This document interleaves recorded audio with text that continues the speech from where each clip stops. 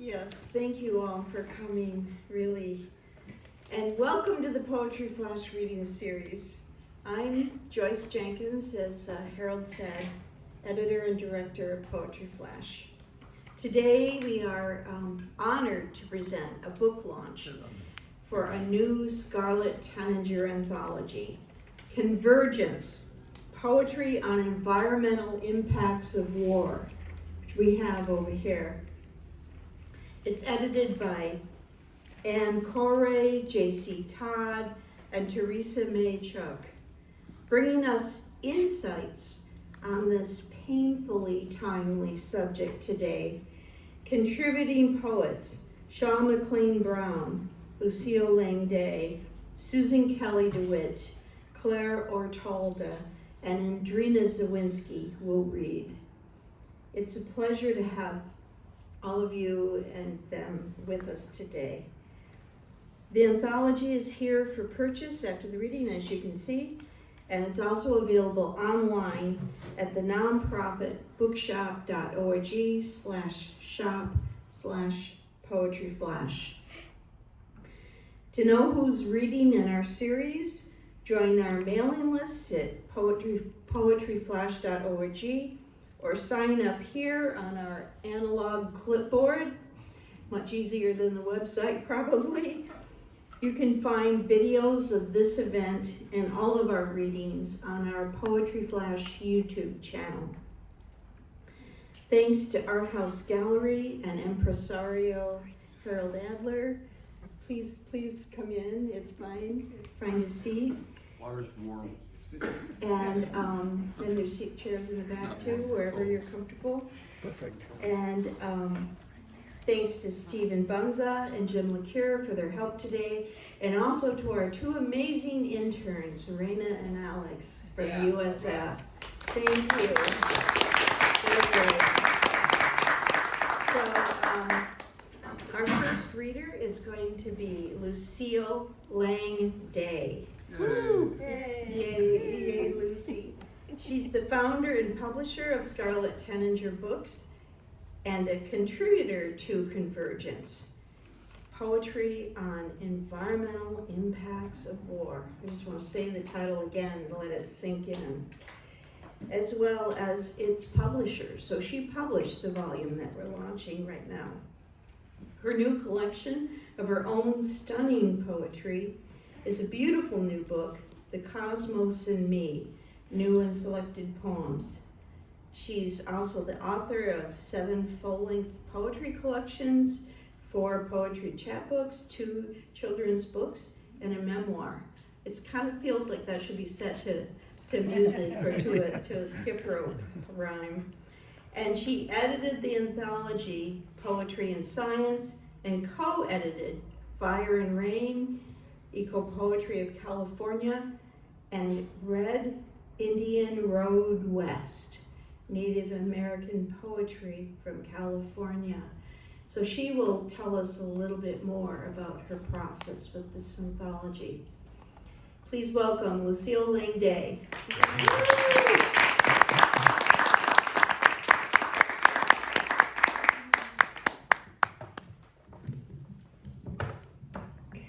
This seems a little low, so I'm going to try to raise it up. Can you hear me okay? Perfect. Okay. So thank you, Joyce, and thank you everyone for being here. I am very proud to be the publisher of this book. As far as I know, this is the first anthology of poetry to focus on the environmental impacts of war. And now everybody knows how bad war is for people. People get killed, they lose their homes, they lose everything. It's a disaster for people, but it's also a disaster for plants and other animals and whole ecosystems. The environment is damaged by war too. And it's not just the direct effect of the battles. Obviously, when bombs are dropping, the trees and the animals are dying as well as the people. It's not just that, but war causes a lot of pollution so that the water is polluted, and the air is polluted, the soil is polluted, and this goes on and on. So this anthology addresses that. It covers a wide span of time.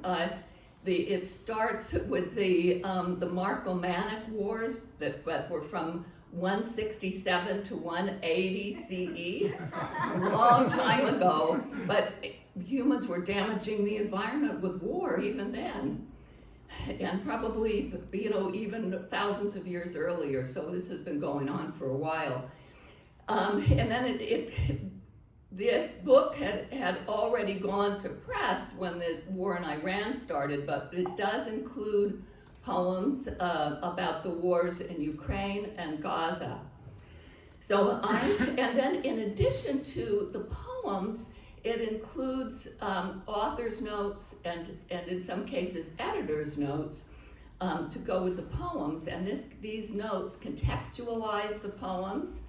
Some of the notes give information about the wars that are depicted in the poems, and some of the poets have chosen to say something about how they came to write the poem. So I'm just going to read three poems, one of my own and two by other people, and I will read all or part of each author's note too.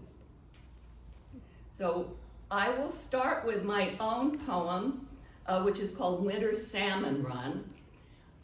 My poem is a pair of linked sonnets, and the war it pertains to is the war of colonization of North America by European settlers. This is a war that went on with actual battles for over 400 years, and the environmental aspects of this war are still ongoing. And so my poem is about one species in California, but it's related to something that's much bigger than that. So, Winter Salmon Run. 1. Cohos spawn where willows shade the creek.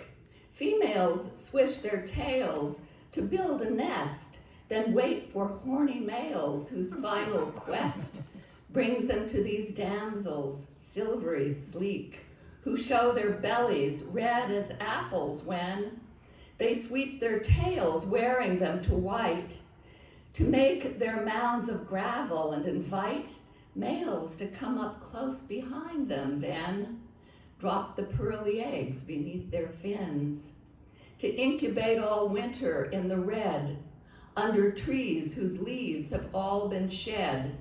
In spring they'll hatch, becoming alevins, and head downstream someday to find the sea, where fishing nets run deep, but krill is free. 2. 3 years in the sea are quite enough before it's time to come back to the stream where they were born and grizzlies used to dream, while pomos, miwoks, uroks lined the bluff with nets to dip into the salmon run. The fish like stepping stones from shore to shore, but settlers took the land and fish and more, building dams and killing with their guns. No grizzlies fish today along this coast where redwoods reach into the foggy sky. And salmon used to come to mate and die by millions. I can see the salmon ghosts in pools and riffles while the uroks drum. Take out the dams now, let the salmon come.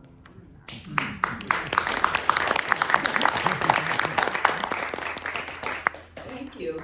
So I'm going to read just a little bit of my author's note, but first I want to tell you that the first governor of California in 1851 literally declared a war of extinction against the indigenous peoples of California. And this met the criteria by anyone's definition of genocide. And so what it was essentially was legalized genocide. And so I'm now going to read the last paragraph of my author's note. At the same time California tribes were decimated, so too were ecosystems. Winter Salmon Run juxtaposes settler activities with the traditional indigenous life in California.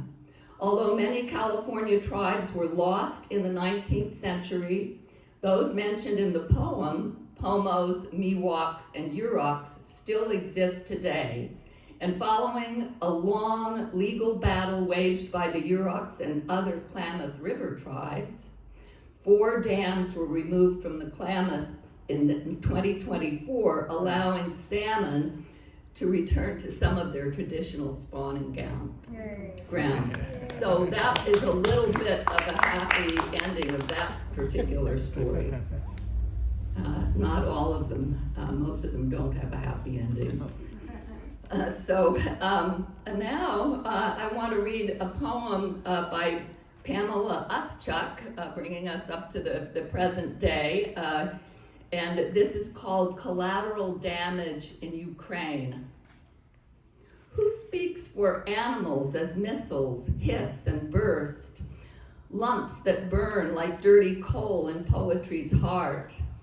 Abandoned family dogs dig through shattered hospitals, through preschool ruins, chase off red squirrels from a loaf of black bread, sopped in blood on a buka park bench. Poetry holds out her arms to the foxes blown to fur tufts and meat as they run through waving red poppies for shrews to feed their kits. This elegy cries for them and for thousands of pigeons shredded by splintered glass nesting on high-rise sills. This poem speaks for moose grazing like ghosts on mortar, smoke between Pripyat swamp trees, for golden orioles, beavers, wolves, magnificent wild sheep, heads wreathed by dense tiaras of curled horn.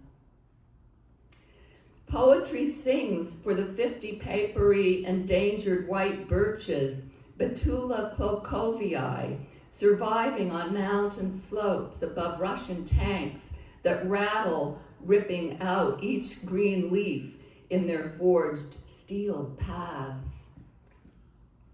Even sand mole rats, legions of hedgehogs and alley cats are not safe from genocide. Poetry tallies the deaths of saker falcons whose breeding grounds explode under their mating wings, soothes the fear of the near-extinct Desmond digging in a riverbank for crawdads for her young. War, war, war, war. Which deer, marten, tufted-eared Eurasian lynx, or brown bear can outrun the insistent insults of assault weapons? How many bats are shaken from their day caves by the whistle burst of bombs? Poetry stays up all night to write eulogies for this book of peace, for what flies, swims, or walks on 4 feet, those wild beings innocent and executed in battles they never started nor could end. And now I will read Pam's author note. I began Collateral Damage in Ukraine on Martin Luther King Day, moved once again by Dr. King's influence on our history. And I originally wrote the poem to connect King's powerful nonviolent legacy and the violence against people of color with endangered animals in Ukraine and how they are being affected by Putin's war. There is no gap between human and animal rights.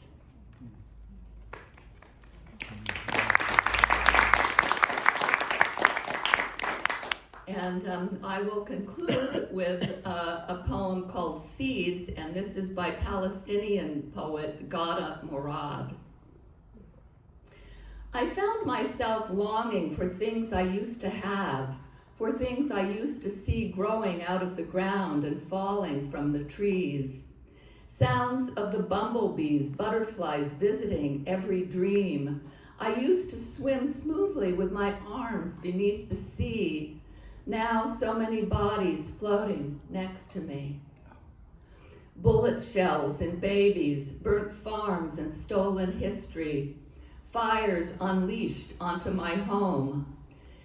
The seeds were the only thing that made me feel less alone. Every bush ripped out of my soul, a flower would grow from the seeds that I offered back to the soil.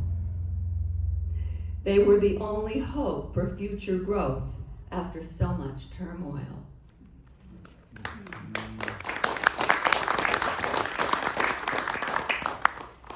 And I will read Gada's author's note. With the destruction in Gaza, the land has become a wasteland of rubble. In my poem, Seeds, I convey the perspective of a Palestinian longing for the beauty the land once held. Amidst their grief, there remains a steadfast confidence in the land's resilience. The seeds symbolize a belief that beauty will return despite the current devastation. This poem embodies Palestinian resistance, hope, and trust in the land's ability to regenerate. The emphasis on seeds resonates with the powerful quote by Dinos Christianopoulos. They tried to bury us, but they didn't know we were seeds. Thank you.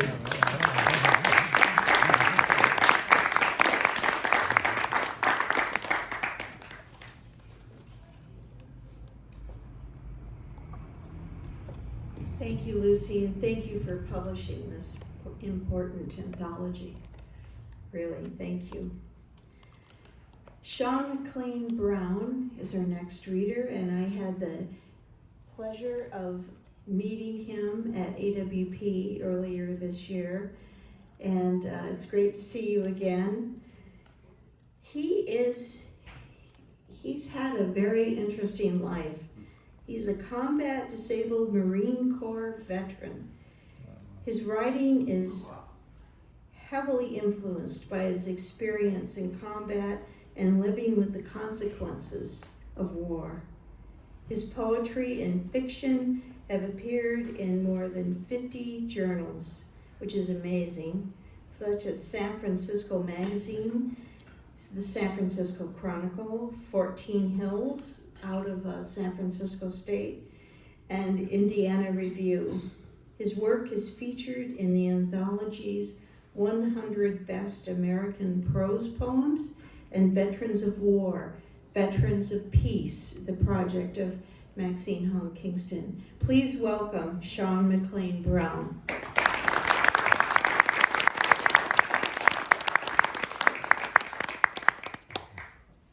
Every single one of us is exactly where we need to be today, here, together.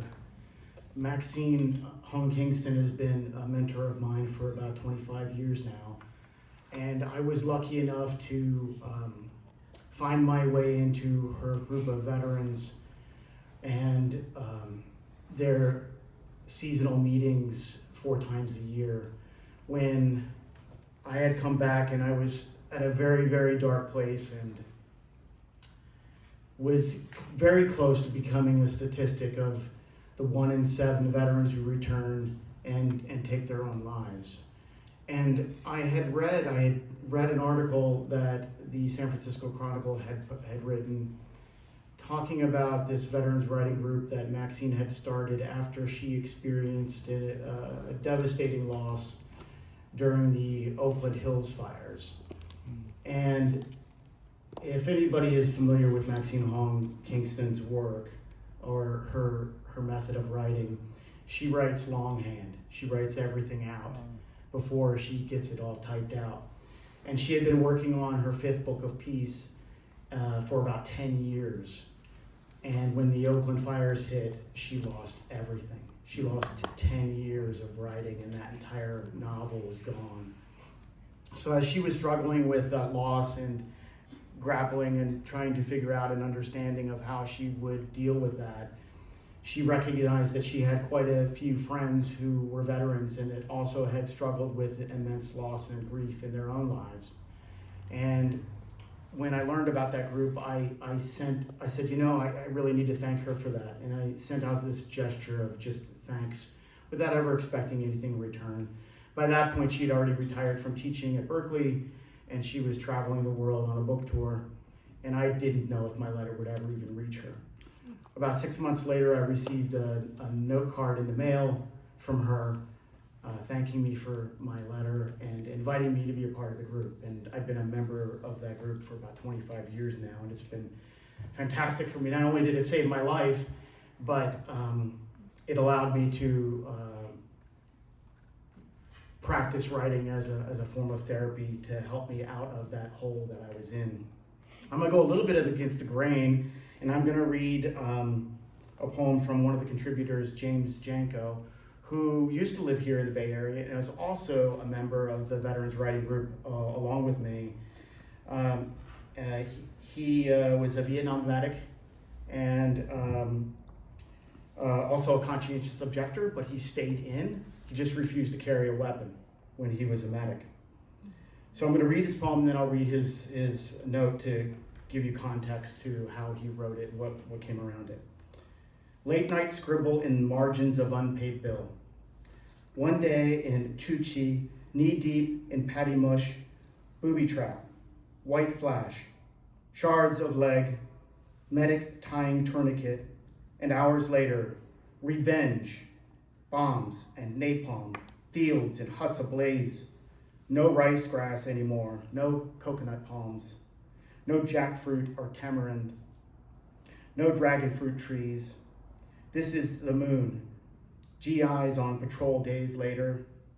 Leave Coca-Cola in dying village. Show goodwill. Win hearts and minds of ghosts. Recipe for war, same, same. During my time here, light the earth, shake and bake. There is a saying in Southeast Asia, ants suffer when elephants rage. His author's note is, I was drafted into the Vietnam War in 1970, the year of my birth, while serving as a combat medic in an infantry battalion commanded by Colonel George Armstrong Custer III, an actual relative of Custer. I refused to carry a weapon. My unit operated in areas where resistant forces often disappeared into tunnels, and if we couldn't find our so-called enemy, our commanders called in the Air Force to destroy all that might be concealing or sustaining them. Planes bombed rice paddies, forests, fields, rivers, and villages. And I might add, I'm third generation Marine. My father was an F-4 pilot in Vietnam, also dropping exactly what he's describing here. Plants bombed rice paddies, forests, fields, rivers, and villages, and they defoliated huge tracts of lands with Agent Orange. I soon realized we were fighting the earth, the entire Vietnamese landscape. If we couldn't find our enemy, we could, and we did, destroy their land. Late night scribble in margins of unpaid bill describes a basic military strategy. Defeat the opposition by defeating the earth.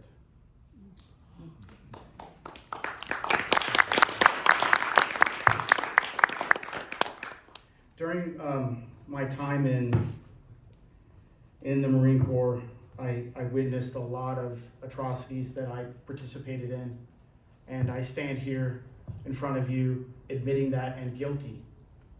I'm not just complicit, I participated. And I carry that with me and that responsibility and that culpability with me the rest of my days of my life. But I stand here also hoping that this is a testament and a witness to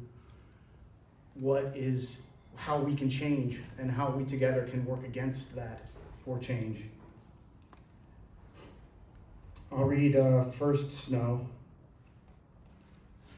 War has a shadow that lingers, like weather, like today, the cold, crowded peaks and ferocious grasses and confusion, a profusion of frost and flowers searching, their hearts fibrillating like a sparrow in a cat's maw. And the earth, skin like granite, flecked by knots of new growth, stubborn, twisted grasses, who whisper wicked, sinful things to the wind under cataract clouds, carrying slender pearl flakes with wings. The old alfalfa stalks ripple tensely. They can hardly contain their sorrow. Our bombardments have come. There is no loneliness as joyful as an open field of alfalfa, below mountains and heavy clouds before destruction. The beautiful uncut hair of graves of those creatures, great and small, whose names no one will ever remember.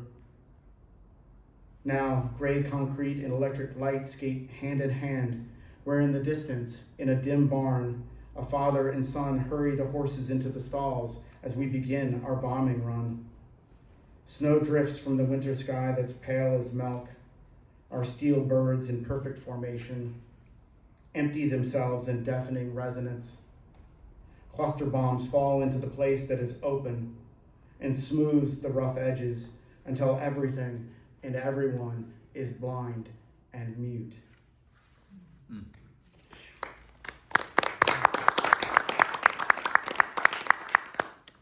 During the Gulf, the U.S. and its allies dropped 88,500 tons of bombs. To give you a contextualization of the pounds, that's 1,777,000 pounds of bombs. The skies were thick with coalition aircraft, oil well fires, and the sounds of thunderous explosions.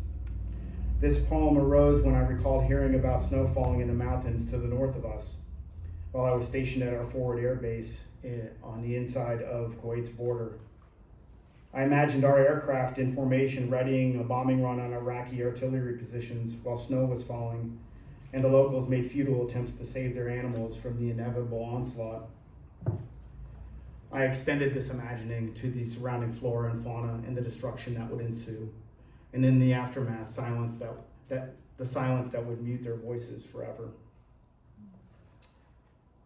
So the next one I will read is Foxhole. So part of my duties were to also do a temporary active duty with the MPs, and so we went out on patrols outside the wire, and oftentimes a lot of the people that you're serving with, you get the kind of person that enlists in the Marine Corps who want a legal means to injure, destroy, and kill things.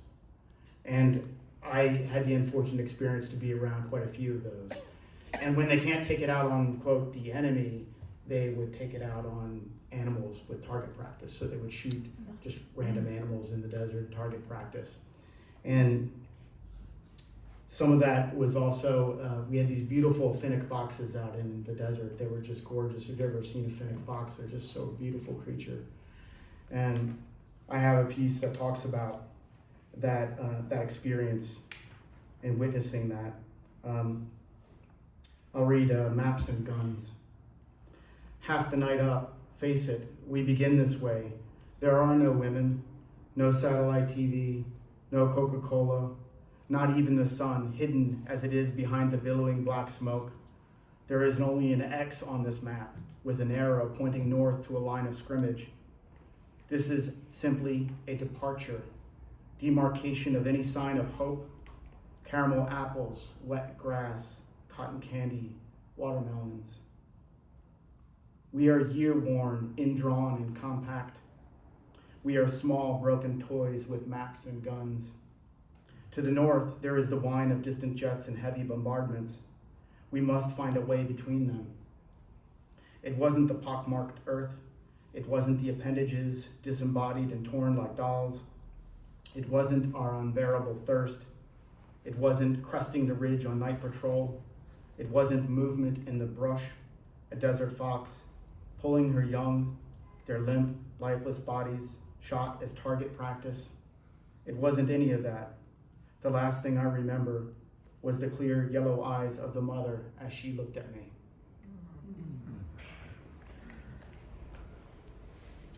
that's a really, really hard piece for me to read.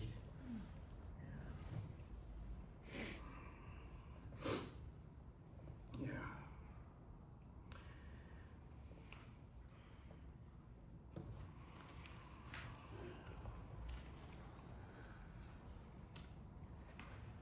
Another thing that I came to realize after that experience was that cross-species grief is a real thing.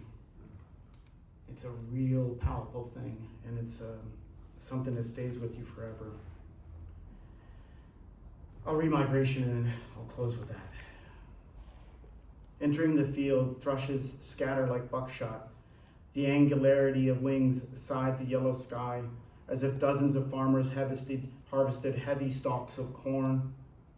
Honed steel edges, steady and sure as history in the eye of the beholder.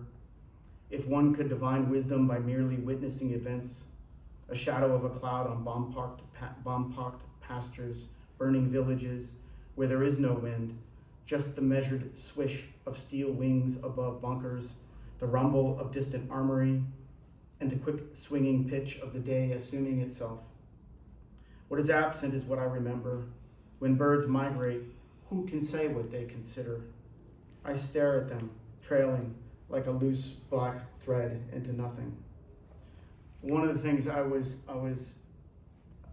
learned after the fact was that there's an incredible amount of migratory birds that use the Persian Gulf as the stopover grounds before they're on their way to Africa and other places. While the exact number of birds that was killed was never accounted for, 2 to 3 million birds use that as a resting point on their way to and from Africa and Europe.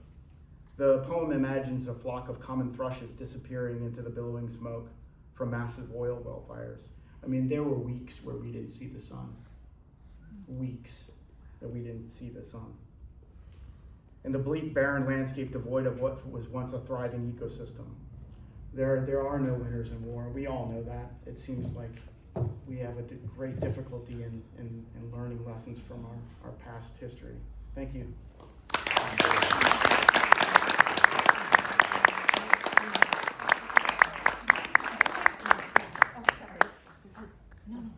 Thank you.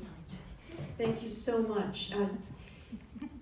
Years ago, in Poetry Flash, I published an interview in a review of James Janko's Buffalo Boy in Geronimo. Buffalo Boy, yeah. It was incredible. And I'm still in touch with him, and he's an amazing person and an amazing writer.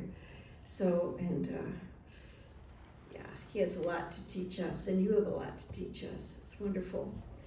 Our next reader is Susan Kelly-DeWitt, and she's a poet and visual artist, and a Poetry Flash contributing editor. She gets extra points for that. Thank you. She's the author of Frangible Operas, Gatherer's Alphabet, which was the California Poets Prize winner from Gunpowder Press, Gravitational Tug, Spider Season, The Fortunate Islands, and other collections. Her honors include a Stegner Fellowship from Stanford and the Chicago Literary Award from another Chicago magazine. Very cool. Her work has appeared in anthologies, including the Autumn House Anthology of Contemporary American Poetry, and in Whatever Houses We May Visit, an anthology of poems that have inspired physicians. And she also is in this anthology that we have here today, Women in a Golden State. And she's a contributor, and Andrena Zawinski, who will be reading shortly, is also a contributor. We have almost as many contributors to this anthology as we have to the Convergence anthology here today. So please welcome Susan Kelly-DeWitt.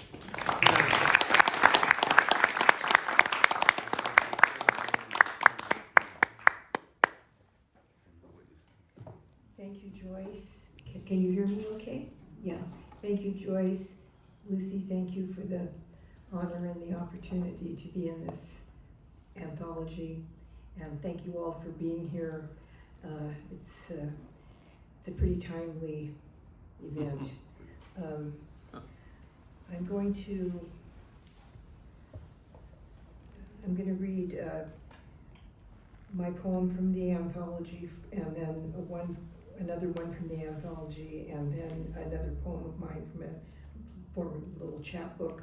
But my father was in the infantry in World War II and fought in some very bloody campaigns in the South Pacific, and often when he was drunk told us a lot of horror stories. And also I grew up in Honolulu, so we used to dig up bullets from our backyard, which had been strafed by machine gun fire during the war. One time when we were living in a little apartment, and I was about 12 years old at that point, I think, 10. We were playing and we found a bomb underneath our apartment. And they sent out a squad to, Detonate. Yeah, detonate it, yeah. De-detonate it, or whatever, yeah. Right, not detonate it, but anyway, it was a dud. But it had been dropped during the war and pulled under that house, and had been there. And at this point, it was about 1956 or something like that. Anyway, so I grew up in what was essentially a post-war country. But this poem is Dogwood Spring, 2003.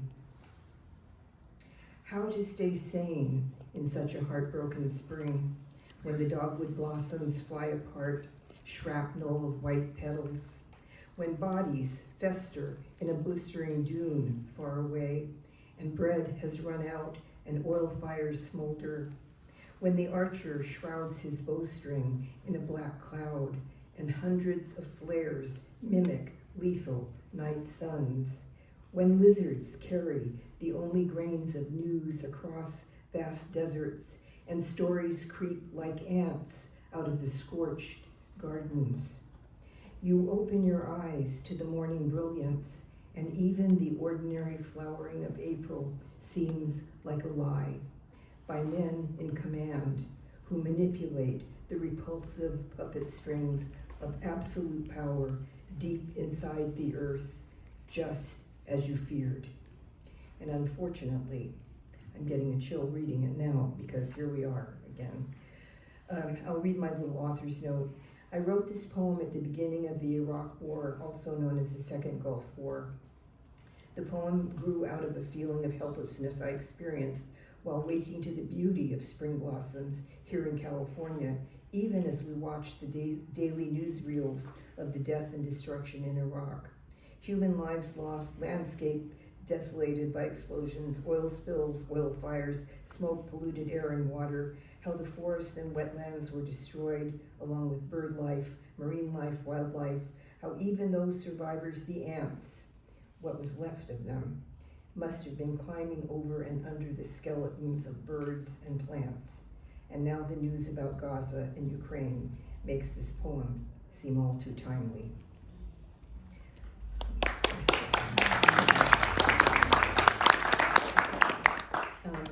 And the next poem I'm going to read is by Gillian Clarke. It's called Lament. Lament. For the green turtle and her pulsing burden in search of the breeding ground. For her eggs laid in their nest of sickness.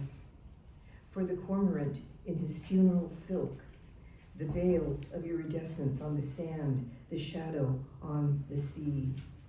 For the ocean's lap with its mortal stain, for Ahmed at the closed border, for the soldier with his uniform of fire, for the gunsmith and the armorer, the boy fusilier who joined for the company, the farmer's sons in it for the music, for the hook-beaked turtles, the dugong and dolphin, the whale struck dumb by the missile's thunder, for the tern, the gull, and the restless wader, the long migrations and the slow dying, the veiled sun and the stink of anger. For the burnt earth and the sun put out, the scalded ocean and the blazing well. For vengeance and the ashes of language. And here's her author's note. Lament is an elegy, an expression of grief. It can be a sad military tune played on a bugle. The poem uses the title as the start of a list of lamented people, events, creatures, and other things hurt in the war. So after the word lament, 11 of the lines begin with for. The poem is about the Gulf War, which started in 1990 when Iraq invaded Kuwait, and the United States, with Britain's help, bombed Iraq. This war has never really stopped, and it still threatens the world. War can't be waged without grave damage to every aspect of life. All the details in the poem came from reports in the media. There were newspaper photographs of cormorants covered with oil in his funeral silk. The veil of iridescence on the sand and the shadow on the sea showed the spreading stain of oil from bombed oil wells. Earth, as among those at risk of destruction from oil pollution, and the soldier with his uniform of fire, was inspired by a horrific photograph of a soldier burnt when his tank was bombed. The ashes of language are the death of truth during war. Gillian Clarke. And then I'm just going to read a little poem that I wrote in 2004 after being part of a peace vigil. And again, I have a little note there about at the time of the vigil, 1,000 American servicemen and servicewomen had been killed as a result of the U.S. attack on Iraq. 7,000 more had been wounded, and at least 13,000 Iraqis had died as a result of the war. And of this writing, which was May 2005, the total is 1,589 Americans killed, 11,664 wounded, and according to a CBS news story, civilian Iraqi deaths total 16,214 to 18,491. Peace Vigil, Sacramento, 2004. Last night candles lit the street. They went down the block past the Capitol and around the corner on L. This morning everyone is back home again, struggling to let the daylight creep into their dream-struck eyes. I am awake too, reading a book of poems full of references to the Old and New Testaments, crammed with powers and glories, prophets and angels, with apparitions, and how sometimes a man sat alone in contemplation, and it was quiet in the desert, and there was fire to keep the holy man warm. I think that the poet was a soldier in the last war. So many of the children in his poems hold machine guns, mostly little boys, but little girls too sometimes. And his flowers explode into fire-breathing myths, and a woman's hands are blown cleanly off as she raises them to praise the Almighty. My mind has begun to wander back to those candles standing guard in the night, to the woman named Jane Carey, who stood absolutely silent beside me for an hour, holding a lit votive in a plastic cup. She stood in a semicircle of wax drippings like white flowers, like a flower herself, surrounded by melted petals, still as a statue in the dark with her small candle.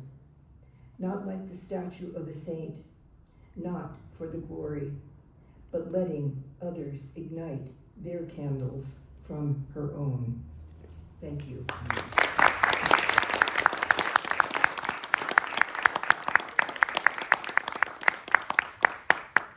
Thanks again, Lucy.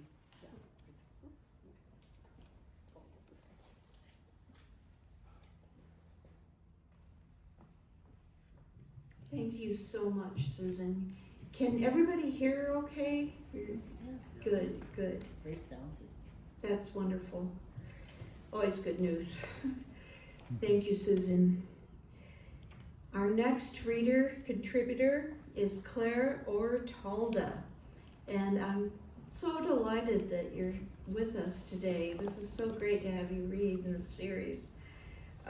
She's the winner of a Georgia State University Fiction Prize, a Hackney Fiction Prize, and an award from Fugue. She's been published in numerous literary journals and anthologies. She's the co-editor of the anthology Fightin' Words, which probably comes from Ishmael Reed's phrase, writin' is fightin'. Published by Heyday. You can tell me if I'm wrong. No, you're right. I'm right, I think. So, her mystery writing has appeared in Ellery Queen Mystery Magazine and in the Anne Perry edited anthology, Odd Partners from Ballantine. And so it's good to have you with us today on this subject. Thanks. Welcome, Claire Ortalda.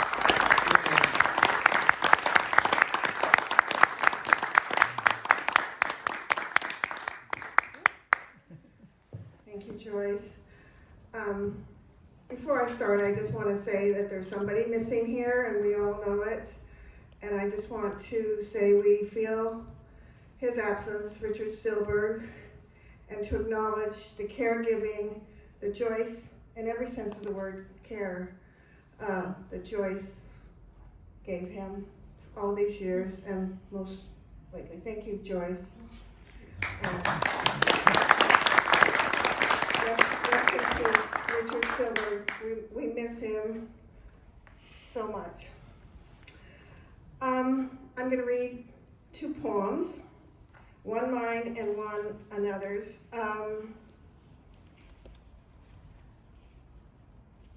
I think it said in the introduction that mine is the only comic poem in this very serious anthology. It is darkly comic and it's satiric, so be forewarned.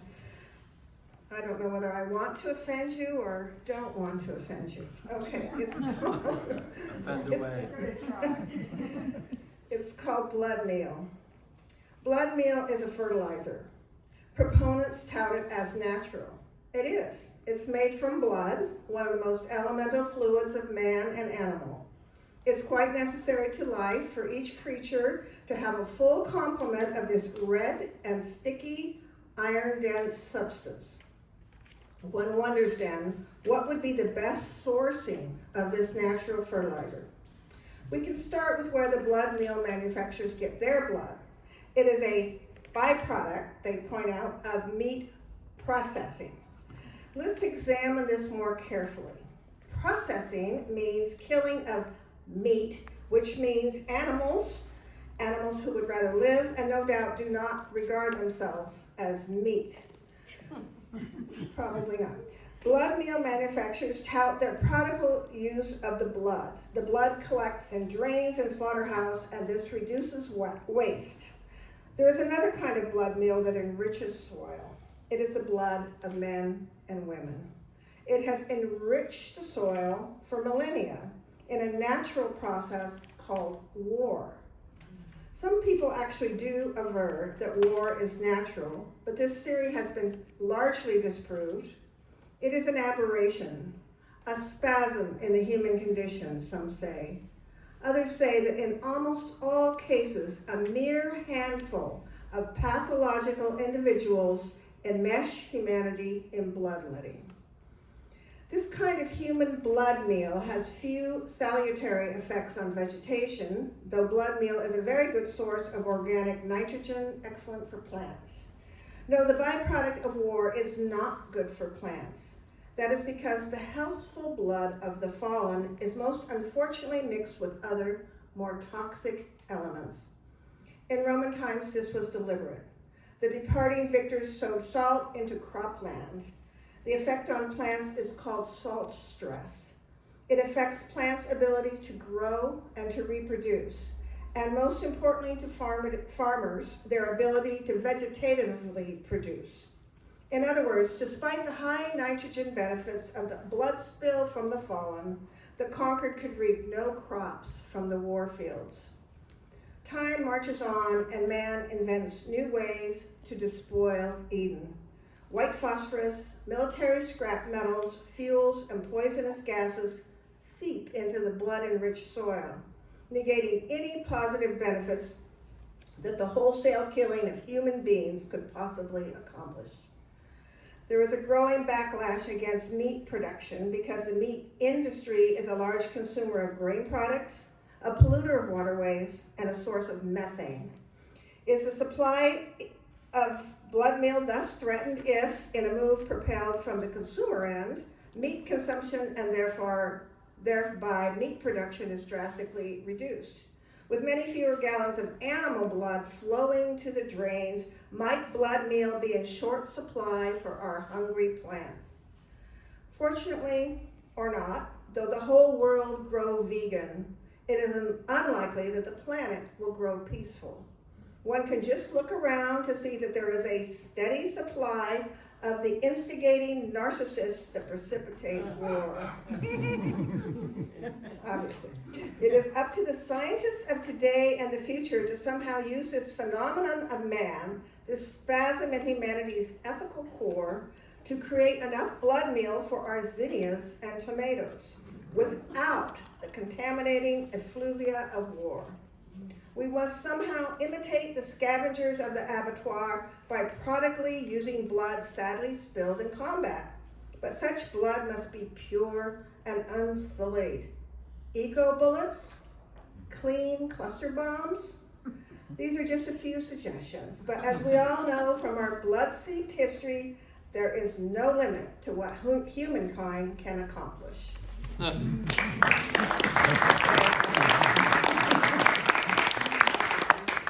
won't read from my rather long note, but I just want to point out that I didn't know this before, that there are zones in France today, and France is not that big of a country, that are called rouge zones, red zones, that are just, they can't farm there, people can't live there because there's still so much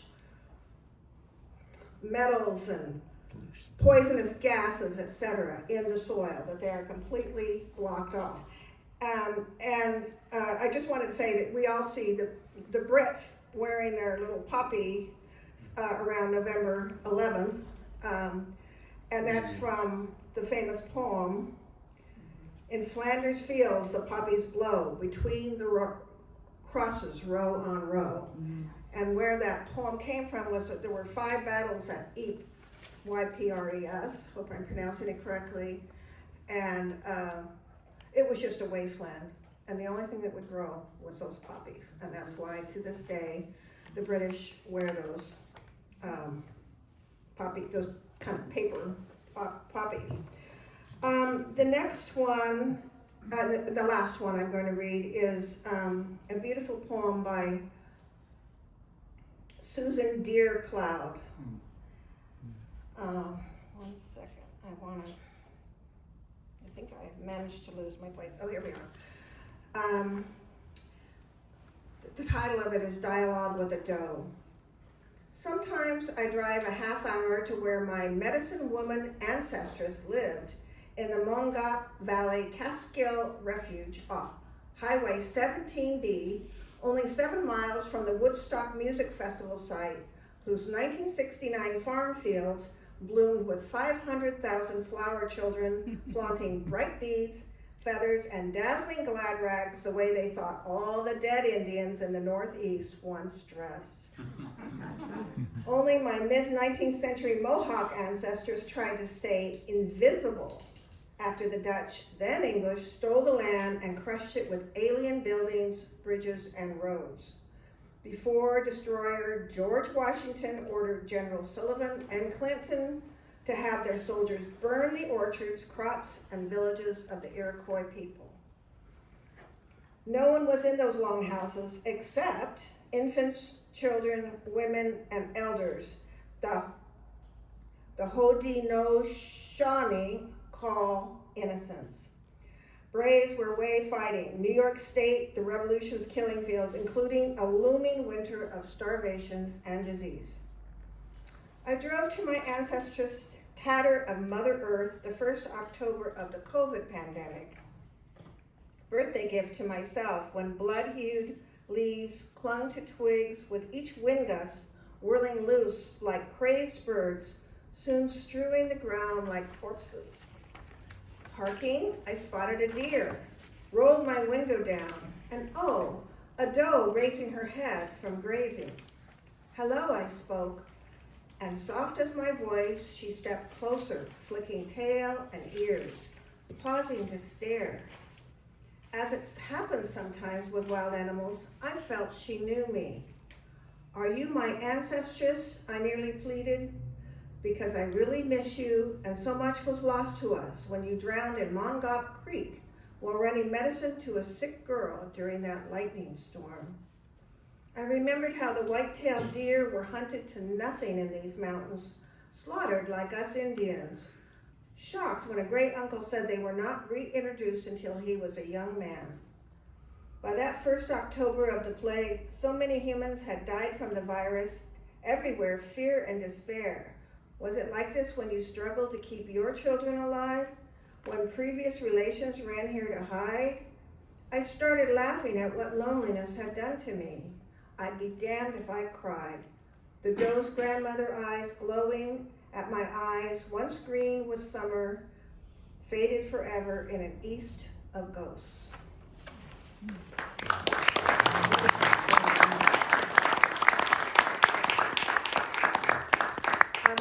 I will conclude with the last sentence of her author's note, and it's also beautiful.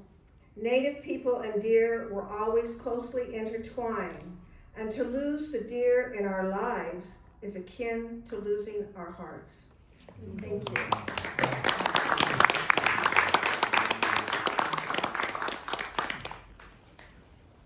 Thank you, Claire. Thanks. Thank you. Very Thank you, concise and Claire. good. Wonderful. Okay. Andrena Zawinski is going to bring us home on this celebration of Convergence publication. She is a veteran teacher of writing and is the recipient of a Kenneth Patchen Prize in Poetry, Penn Oakland Josephine Miles Award, Pittsburgh Magazine Schwab Award as one to watch in literature, which is true, and more. She has 4 full-length collections of poetry, most recently Born Under the Influence, which we have here, and a debut book of flash fiction, Plumes and Other Flights of Fancy. She writes and publishes extensively on class, gender, women's and immigrants' rights, as well as other issues of social concern. Please welcome Andrena Zawinski.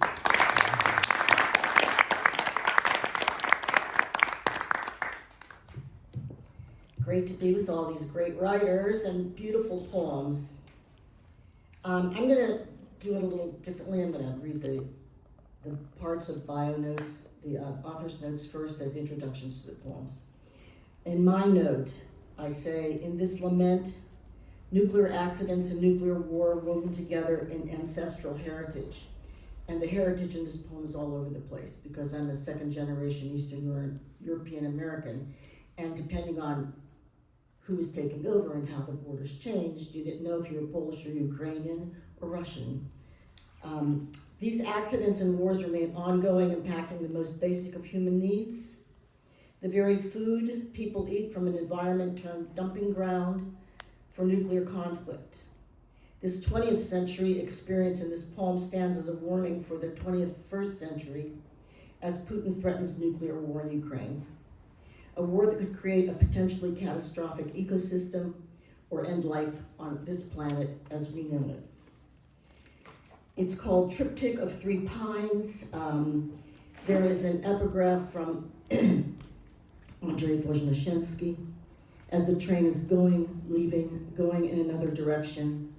We're ceasing to belong to each other or this house. What is wrong? And there are a couple of his lines incorporated into this poem. At Chernobyl, scientific cowboys ride the nuclear plane, whip broads like batons against the bleak backdrop in a feud for fusion. And in the pit I find myself singing, oh, Chernobyl, oh, molten core of radiation sickness, oh, heart of the Ukraine, Ukraine of my bread and potatoes, of my grandfather's coal and iron ore, at the borders where Cossacks kicked up heels beneath the birch and ash, babushka brigades in the rail yards on the blacktop, in the maternity wards of atomic angels with cheeks indrawn for the future of plutonium. O Ukraine that was Poland of my sweet beets and cabbage, industrious Poland of horse-drawn plow, of tank, of the restless worker voice, winging bare fields the beaks gouged, of gypsy hobos traveling light the Alpine heights, of 3,440,000 Jewfish hooked on rifle butts at the edge, of 90,000 who sang out on the raven's half-life call, of Catholics at the fiery altars, turbine power glowing in kilowatts and kopecks above empty store shelves. Oh, Poles in Kiev, oh, Bolsheviks in Warsaw, oh, ghetto under the bomb of Germany, oh, meltdown that was Russia, Russia of my caviar and vodka, food-stricken riot. Oh, diligent Russia of the vigilant children who sing classrooms with canticles of Pushkin and Marx, eyes fixed on the reddest star. Oh, motherland from whose womb orphan cadets turn dreams skyward past the moon. Oh, these pines of poetry, oh, Chernobyl under a sarcophagus of geigers, cricketing night corridors through catacombs of grief. Oh, time of trouble, of 20th century disaster. Oh, panic button of American engagement, of Nagasaki and Hiroshima, of 3 Mile Island and Love Canal, of this atomic dawn where none of us belong. Oh, horror.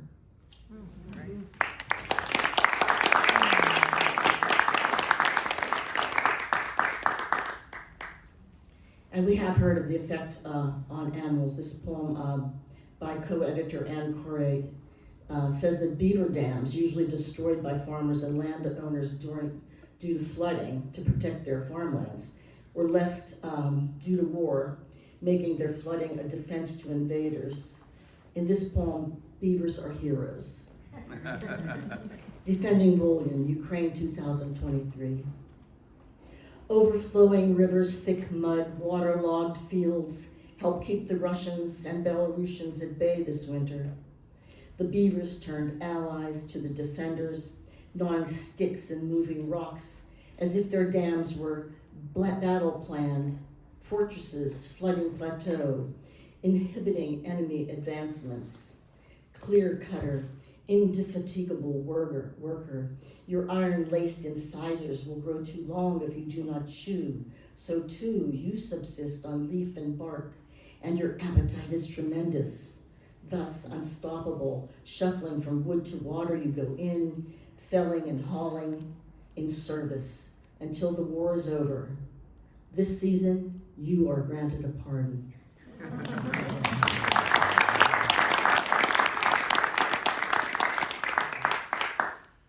Bosnian poet Ferida Durakovic's family house in Sarajevo was above a children's playground and small zoo. It is said, she says, that a strong link exists between cruelty to animals and human violence.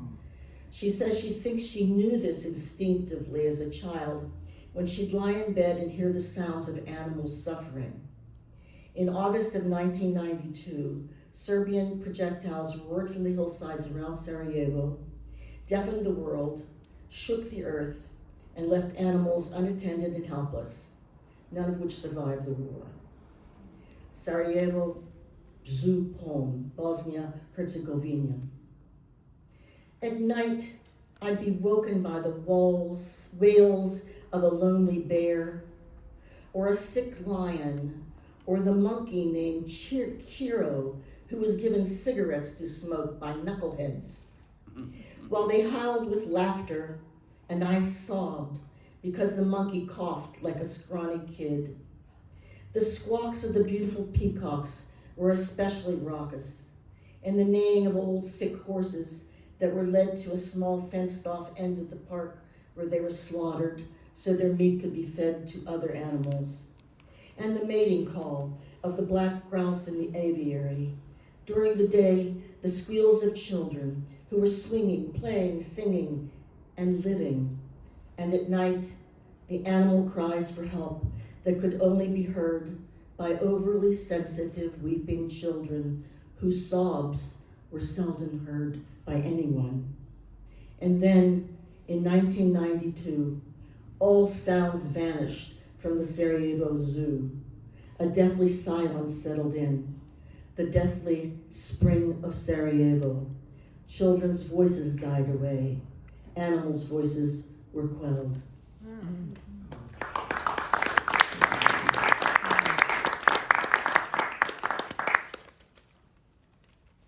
I'm going to read this poem of mine that was inspired by three things. A story told to me by an Albuquerque, New Mexico artisan, a visit to Los Alamos, birthplace of the atomic bomb, and an article I read in the Navajo Times newspaper in Williams, Arizona. And it's called When Thinking of Kokopelli in an Atomic Age. As sun slips behind ponderosa pines and the Sangre de Cristo Mountains, Jupiter and sage perfume soft winds crossing the 1,000-year-old Taoist Pueblo.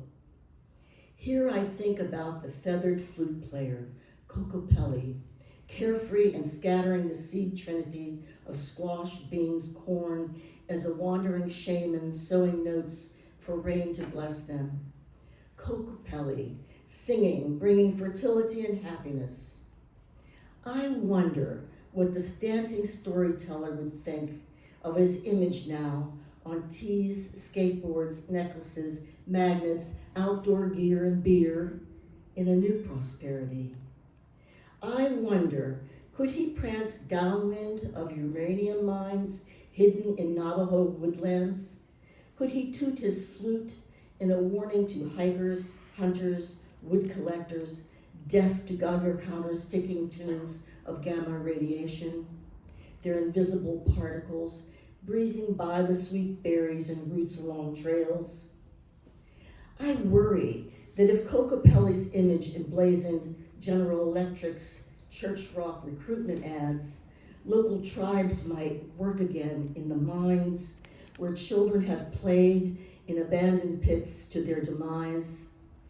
I'd grieve for lives lost, for ancestral first victims of the Manhattan Project's atomic Trinity blast, and for all the uranium miners who coughed with the stink of ore on their clothes as they turned to skin and bone, radiation seeping into their water, soil, vegetation, and them, metallic fumes slipping back in on a hard wind. Thank you.